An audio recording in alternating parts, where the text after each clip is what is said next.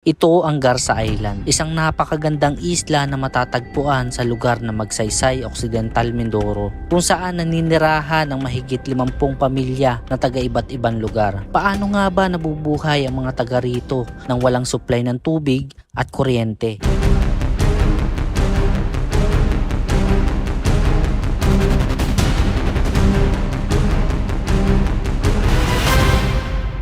Kung titingnan nyo pa lamang ang islang ito ay napakaaliwalas ng itsura nito. Pero sa kabila ng magandang buhangin at mga puno ay may mga tao pala na halos hirap sa pamumuhay dito dahil tanging bangka at lambat lamang ang kanilang sandata upang mabuhay sa isla. So ayun mga bayano, andito na tayo ngayon sa Barangay Alibug, Occidental Mindoro at galing dito sa Barangay Alibug ay kailangan natin sumakay ng bangka papunta doon sa Garza Island.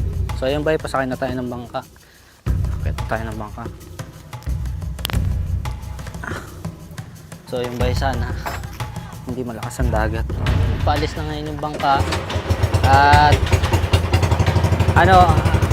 ang biyahe natin ay nasa halos 15 minutes para makarating dun sa sinasabi nilang Garza Island. So dun sa lugar na yun, wala daw silang source ng tubig at kuryente. Tatawid lang sila ng kabilang isla para makakuha ng tubig. Tara bye! Samahan nyo kami sa aming paglalakbay.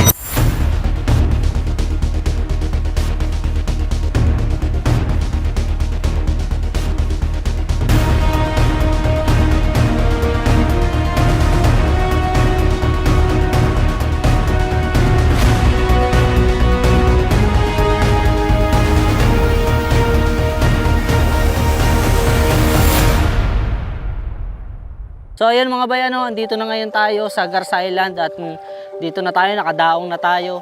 At kung makikita nyo, yung lugar ay islang-isla talaga pero napakaraming tao nakatira. So mamaya, magtatanong-tanong tayo sa mga tao dito kung paano nga ba ang pamumuhay nila dito. At nagsimula na kami maghanap ng pwede naming makausap. Kamusta naman po ang pamumuhay nyo dito sa isla ng Garza? Hirap nga sir ang kabuhayan dito siya hanggang ngayon. Opo. Sa sobrang init ng panahon pati sir. Ramdam nyo din talaga sa isla?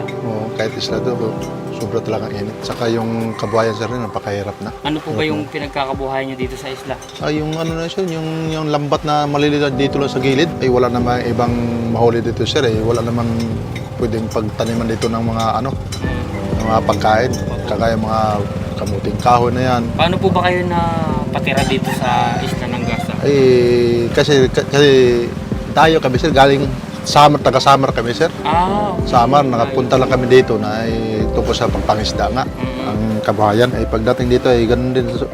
Unang-una dito noon, dito maraming isda. Hanggang ngayon sa nagdami na ang tao, ayun ay pahina na isda sir hanggang ngayon. So paano po yun? Ang inyong kabuhayan? Ibig sabihin kung wala ng isda na nandito pa rin kayo sa isla, Ay wala sa natin, magtyaga na ng taga sir kahit anong makabili na ng pagkain sa tsaga-tsaga lang talaga. Wala po kayong dito? Tubig din. Paano po tubig nyo? Yun ang number one sir, tubig talaga. Kung mayroon sanang magatulong sa amin na kahit pang-inom lang naman sana dito sa isla, wala talaga sir, wala tayong. Saan po kayo kumukuha ng tubig dito? Doon sa sir, yung bili namin doon sa Magsaysay pa galing sir. Yung pang-inom namin ng tubig. Pakahirap nga, pero sa tiyaga na makabili ka lang na ng tubig. Paano naman sir ang inyong dito, kuryente? Ay wala nga sir. Solar sir o. Solar lang gamit. Solar na Wala po ba kayong planong umalis dito o tumira sa ibang lugar? Wala sir, saan rin pupunta? Wala naman. Tapos tumira ka, wala kang, hindi mo alam kung paano ka ulit makikisama sa tao. At saka dito talaga ang hanap ko, yun lang nga, minsan dumadating din ng medyo sagana. Pero pag katulad ngayon, mahina ang isda, di wala rin daan na sa tubig. May isang pamilya tayong nakausap dito sa Garza Island at kung narinig nyo yung mga sinabi ng mag-asawa, napakahirap nga naman talaga mabuhay dito sa isla. Although napakaganda ng isla kasi white sand siya. Ang ganda talaga niya kung makikita nyo siya sa drone shots. Pero ang hirap mabuhay dito kasi walang source ng tubig, walang kuryente. So pag naubusan sila ng tubig dito, kailangan pa nilang tumawid ng dagat para lang makakuha ng tubig. At ang sunod naman namin kinausap ay ang punong barangay ng Garza Island. Kailan marunong ka dito sa isla? Kasi alam niyo merong ilang buwan na talagang wala. Walang kita talaga sir, walang kita. Pag lalo pang Paano niyo po sabihin walang kita? Wala talagang mahuli sir. wala talaga sir mahuli. Minsan minsan nga pag naglaot sir, minsan nahuli ka 3 piraso, kaliliit pa, kulang pa pang ulam.